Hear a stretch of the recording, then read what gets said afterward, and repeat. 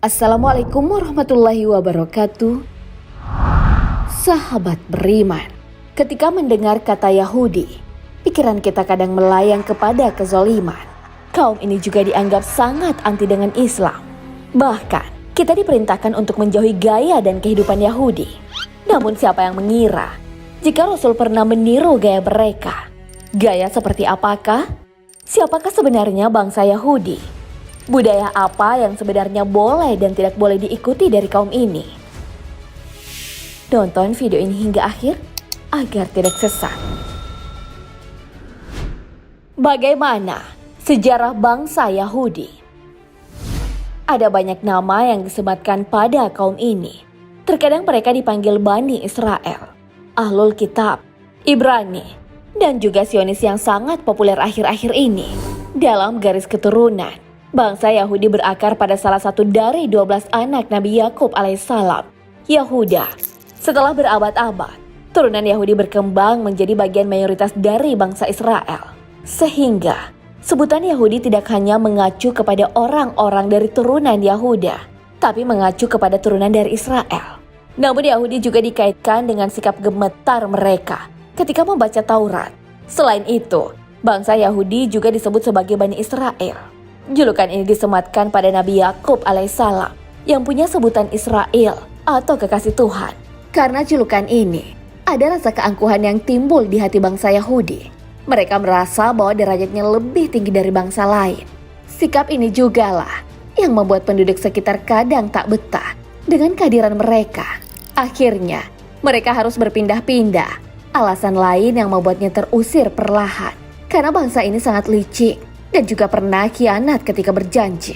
Salah satunya ketika Nabi Musa alaihissalam memerintahkan mereka berdiam diri dan menunggu sang Nabi yang sedang menghadap Allah Subhanahu wa Ta'ala di Bukit Sinai. Nabi Musa sempat meninggalkan pesan larangan agar tidak ada lagi menyembah berhala selama ditinggal.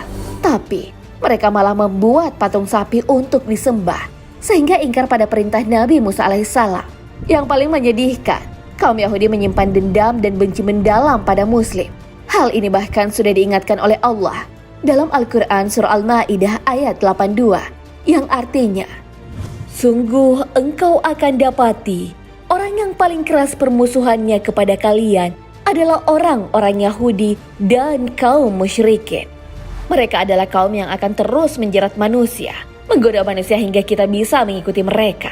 Untuk itu, Allah telah mewanti-wanti umat Islam agar tidak mudah goyah." Hal ini disebutkan dalam Al-Quran, Surah Al-Baqarah ayat 120, yang artinya, "Orang-orang Yahudi dan Nasrani tidak akan ridho kepada kalian hingga kalian mengikuti agama mereka." Lalu bolehkah mengikuti gaya Yahudi? Allah telah memberikan peringatan tentang bagaimana seharusnya bersikap kepada kaum ini.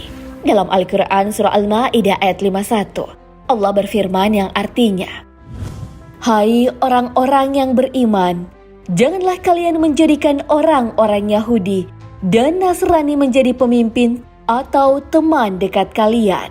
Sebagian mereka adalah pemimpin teman dekat bagi sebagian yang lain. Barang siapa di antara kalian menjadikan mereka menjadi pemimpin, maka sesungguhnya orang itu termasuk golongan mereka. Sesungguhnya Allah tidak memberi petunjuk kepada orang-orang yang zalim."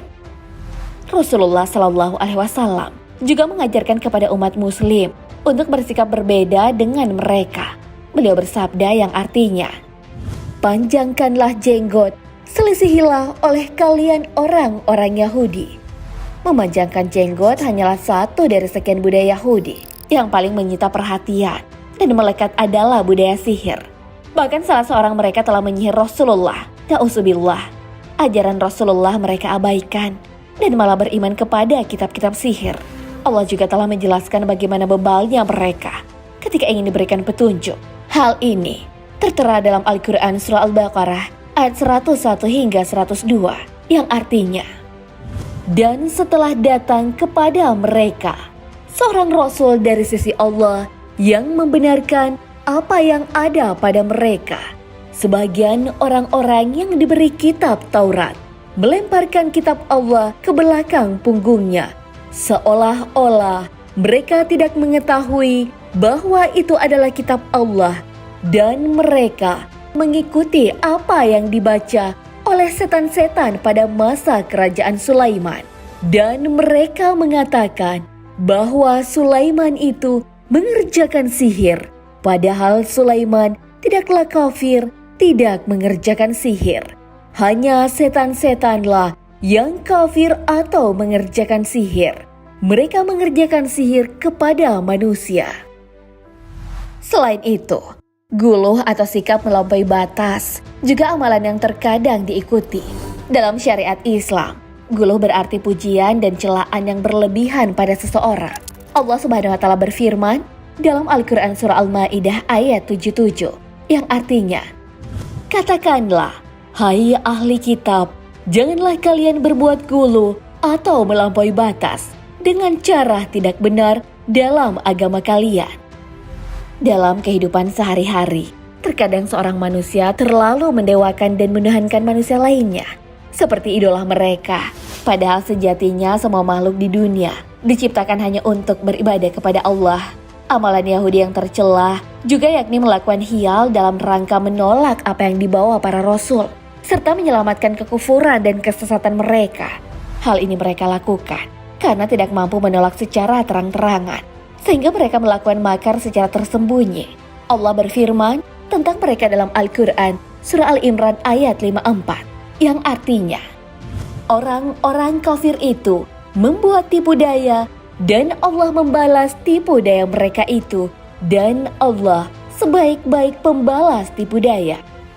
Amalan Yahudi yang kufur ini pun diikuti oleh sebagian muslim. Padahal penting untuk menyadari sedini mungkin agar tidak terjebak dan mengikuti mereka. Namun ternyata ada beberapa budaya Yahudi yang juga telah ditiru Rasulullah. Budaya apa yang telah ditiru Rasul? Ada beberapa budaya Yahudi yang pernah Rasulullah tiru. Rasul dulu pernah mengikuti gaya sisiran rambut orang Yahudi dan Nasrani. Nabi juga pakai jubah Syamiyah, yaitu pakaian yang diproduksi orang Nasrani dan Syam, yang kini berganti nama menjadi Suriah. Selain itu, menurut Syekh Tahir bin Asyur, Rasulullah melakukan puasa Asyura setelah melihat Yahudi Madinah melakukan puasa. Yahudi Madinah puasa karena beranggapan Nabi Musa diselamatkan dari kejaran Fir'aun pada hari Asyura. Trik Nabi agar tidak menyerupai kaum mereka, Rasulullah menambahkan puasa pada tanggal 9 Muharram yang dikenal dengan puasa Tasu'ah. Tak cukup sampai di situ, tepuk tangan juga merupakan budaya Yahudi yang ditiru umat Islam. Namun hal ini masih sering dipertentangkan. Memang selama ini dalam Islam, jika ada kekeliruan dalam sholat berjamaah, perempuan dibolehkan mengingatkan imam dengan tepuk tangan, sementara laki-laki melafalkan tasbih berdasarkan penentuan Syekh Muhammad bin Shalih Al-Utsaimin dalam kitab Iqtidaus Shiratal Mustaqim karya Syekhul Islam Ibnu Taimiyah rahimahullah. Jika dalam sholat saja tepuk tangan dibolehkan, apalagi di luar sholat. Bahkan Darul Ifta, lembaga fatwa Mesir, sudah mengeluarkan fatwa tentang kebolehan tepuk tangan untuk memberi semangat dan motivasi. Diperbolehkannya tepuk tangan bagi wanita ketika sholat adalah berdasarkan hadis dari sahabat Abu Hurairah. Nabi Shallallahu Alaihi Wasallam bersabda, yang artinya, ucapan tasbih hanyalah buat laki-laki, sedangkan bertepuk tangan buat wanita. Hadis riwayat Bukhari. Dari sahabat Sahal bin Sa'ad As-Sa'idi radhiyallahu anhu, Nabi Shallallahu Alaihi Wasallam juga bersabda yang artinya, mengapa kalian tadi banyak bertepuk tangan? Barang siapa menjadi makmum lalu merasa ada kekeliruan dalam sholat, hendaklah dia membaca tasbih. Karena jika dibacakan tasbih, dia akan memperhatikannya. Sedangkan tepuk tangan itu untuk wanita. Hadis riwayat Bukhari. Sahabat beriman, mengikuti tradisi dan budaya Yahudi tidak selamanya dilarang dalam Islam. Namun umat Islam tetap harus berhati-hati ketika sudah menyangkut akidah dan ibadah. Apa tradisi Yahudi yang pernah Anda ikuti? Wallahu a'lam bishawab. Wassalamualaikum warahmatullahi wabarakatuh.